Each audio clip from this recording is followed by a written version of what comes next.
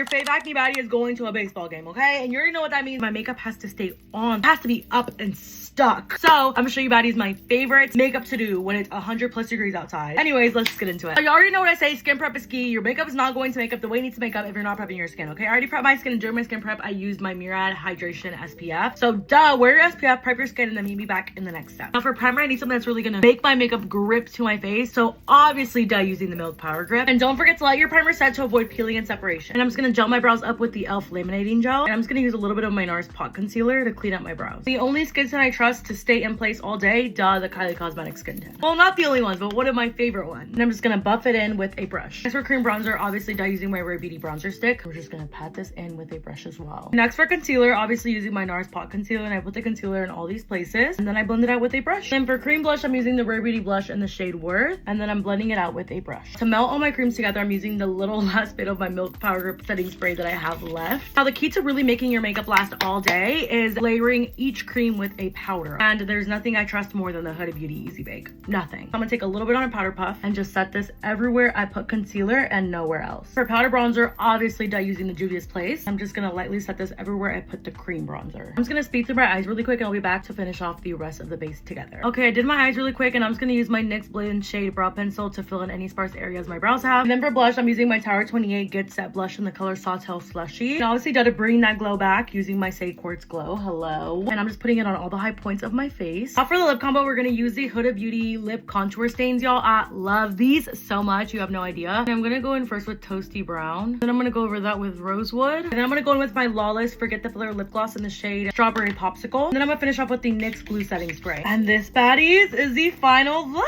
One thing about this makeup is it's gonna be up and stuck and it's gonna stay. Let me know what you baddies think in the comments below, and I'll see you next time. Bye!